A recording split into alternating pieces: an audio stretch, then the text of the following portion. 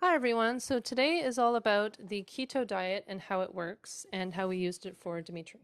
So basically the keto diet, it's a high-fat diet where you deprive yourself of carbs and you keep your proteins low so they don't interfere with putting your body into what's known as ketosis.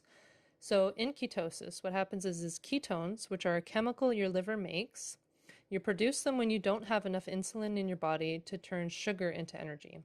So your body then needs another source of energy, so it uses fat instead.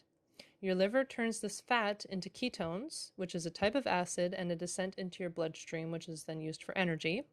So basically, this diet forces the body to use ketones from fat rather than sugars from carbs for energy or fuel, which is what most people will use as carbs for energy.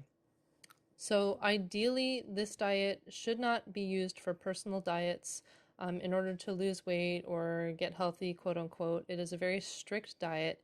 You can't take any breaks from it whatsoever. Once you commit to this diet, you have to stick with it. Otherwise, the second you fall out of it, you can bring your body out of ketosis and it can cause a lot of issues. There's also a lot of side effects, such as malnutrition. You can cause liver and kidney issues if you don't know what you're doing and pay attention to your body properly, or if you don't have a dietitian who can help you through it. Generally, this diet is used to treat children with epilepsy. It's not ideally used for any other purpose. And apparently, the effectiveness of this diet, I've been told, is about a 1 in 3 chance for these children. So, 1 in 3 of them will be pretty well completely cured by the diet.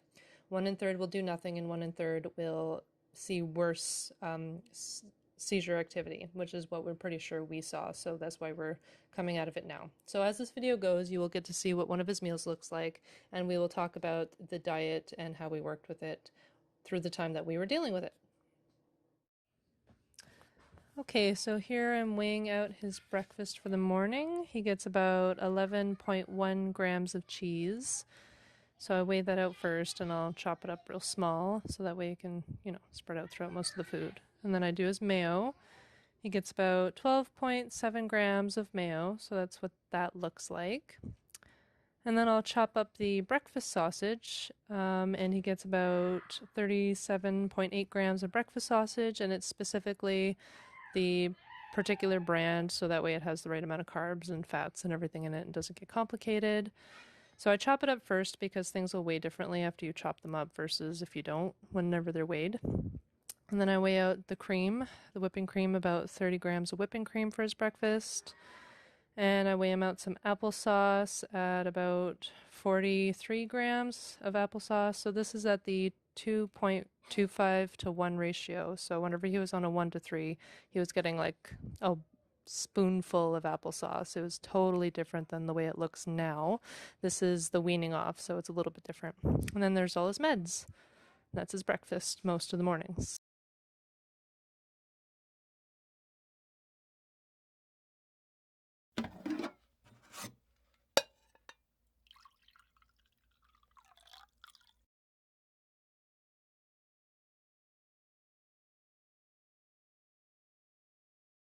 Okay. So, like any other diet, the keto diet is all about balancing your macronutrients, which are your fats, your carbohydrates, and your proteins. So, the way the balance works in this diet is it works on a ratio. And generally, you start on a 3 to 1 ratio, and it can go up to a 4 to 1. And what that looks like is it's your amount of grams of fat compared to amount of grams of protein plus carbs. So when you start at a 3 to 1 ratio, you're getting 3 grams of fat with every 1 gram of carbs and protein. And then it'll go up to 4 to 1 at the most, and if it doesn't work, then it goes down. So we give him 3 meals and 2 snacks a day, and all of these snacks and meals are spread evenly throughout the day so it doesn't affect his blood sugars. And the meals and the snacks are all the same amount of calories, and everything works on the exact same ratio. So every meal and every snack is a 3 to 1 or 4 to 1 or whatever the ratio is. So this makes it all really easy, so that way whenever you're planning out the meals and snacks for the day, you just have to pick out 3 meals and pick out 2 snacks. You don't have to plan around everything. So when we make the meals, we use this online tool called the Keto Calculator, which is used in conjunction with the dietitian. So that way we get exact measurements of all the foods, and the dietitian can keep track of the ratio and everything going on, and he or she can update everything. So basically the way we create a meal is we go and input all the information on this calculator. We plug in all the proteins first. So your your proteins would be your meats, your cheeses. We will use hemp seeds to help get those numbers up sometimes. And generally all your proteins will often have fats as well, so that'll bring up your fat number as well. But once your proteins are filled in, then you want to fill in your fats. So you want to get your butters, your oils. Cheese has a lot of fat in as well, and you want to fill in that number. Your cream, your 35% whipping cream has a lot of fat in it. And then after that, the last thing you want to do is figure out your carbs, so fruits, vegetables, and that sort of thing. And then you just play around with the numbers, and whenever all the numbers equal out to match the numbers that are in the keto calculator, you got yourself a meal or a snack. So the other thing that gets worked into the practice of the keto diet is if you decide you're not going to do the diet anymore, then you don't just all of a sudden jump off the diet, you have to actually wean off the diet. So if you're at a 3-to-1 ratio and you decide that you're not going to do it, you're going to wean off, then you wean down about 0.25 to 1, 0.25 every 3 days. So basically you want to wean off every 3 days to about a 0.25. So the way that would look is you do 1 to 2.75, and then 3 days later 1 to 2.5, and then 1 to 2.25, and it keeps going down until you get to a 1-to-1, and then you can cut the diet altogether. And all of this is done and specifically geared to each individual patient. So whether they're vegetarian, they have food allergies or other intolerances, they have blood sugar problems, the speed of the increase or decrease of the weaning will all be based on how the patient handles the diet. So like in our case with Dimitri, we started in the hospital. All keto patients, they start in the hospital just in case of complications. So sometimes even by the 3rd day, whenever the ketones really start to get produced, by the 3rd day is whenever most complications will happen. So sometimes kids will vomit, seizure activity can pick up, mood swings can become a real problem, so all sorts of things can happen, and that's why they really want to keep them in hospital, especially during that first week, to keep track of all of those issues. So when we started the keto diet on the first day, we started with a very, very low calorie count, and then the second day they upped the calorie count a bit more, and then by the 3rd day he was having his full 3 meals and 2 snacks throughout the day. And before every single meal, we were checking his blood sugars to make sure that they weren't dropping too low. And the way it works is if they drop too low, then they treat with apple juice, a tiny, tiny little bit of apple juice, and then they check the blood sugars again. And if they're okay, he can go ahead and have his meal. And if they're still too low, then we treat it again with a tiny bit of apple juice, and that basically is how it goes. In Dimitri's case, we never had to treat. His blood sugars were always fine. They were always above where it would be too low, so we never had to treat him for blood sugars. That was one of the things in his particular case that happened. And then the other thing that happens is we need to check ketones twice daily. So we would take pee samples twice a day, the morning and night pee, and that would go on for at least a week where we checked twice daily, and eventually that would dwindle down until we got to the point where we were just checking once a week. So some of the ways to be prepared and plan ahead. So you definitely want to make sure you purchase all the necessary and helpful tools. Obviously you need your scale. Get some small spatulas because you need to be able to scrape every little morsel of your fats, like your butters and whatnot, in order for the ratio to be consumed properly.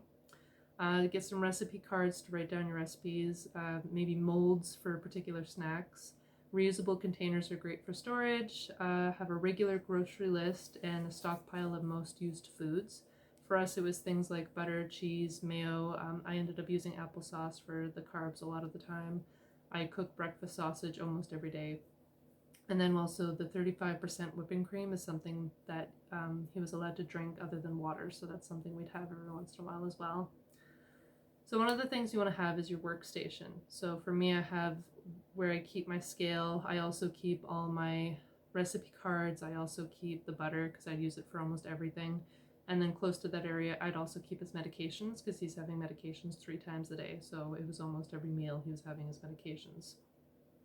And you want to learn how to store foods so that they last longer, especially the things you don't use much of, because they will go bad if you don't store them properly. So like your carbs, like your fruits and your vegetables especially, you're not going to use very much of them in the keto diet. So you want to be able to store those so they last a long time. Freezing them is a great way to do it, but you don't want to freeze everything. So find different ways to keep all that stuff stored well. You want to plan your meals as much as you can around your child's to help avoid food going bad. So in our case, our son and myself would eat some of the vegetables and fruits that we would buy for him. And then also we could all eat together if we were all eating the same foods as much as possible. And then you want to prepare your food ahead of time as much as you can. If you're constantly cooking, that takes up a lot of your time. So cook multiple meals or cook for multiple meals. Like for Dimitri, if I cooked him one chicken breast, whenever I weighed everything out, that one chicken breast could work for about 4 or 5 different meals. So I wouldn't be constantly cooking chicken. I'd cook him one that would last him for a few days. Pre-weighing things can be helpful. So pre-weigh it and then put all the pre-weighed stuff into their own individual containers, and you can just grab it and make the meal without having to weigh things all the time.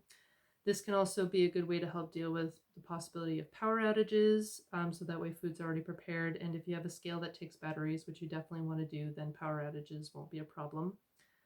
And then also you want to figure out your kids' favorite meals and snacks. Your child is supposed to eat their full meal within about half an hour, so that way the ratio is consumed properly in the body. So you don't want to have to fight with them about them eating any other food. You want them to eat it without any problems. So definitely pick out the things that they eat with ease that you don't have to fight over. So that's pretty well everything. If you like our video, give us a thumbs up or rate us with a thumbs down. If you don't like it, like, subscribe, comment if you have anything to say, if you have any questions, if you want to add anything to what you've heard. Next week's video is going to be about homeschooling and figuring out ways to educate your child. Thanks for tuning in. Bye.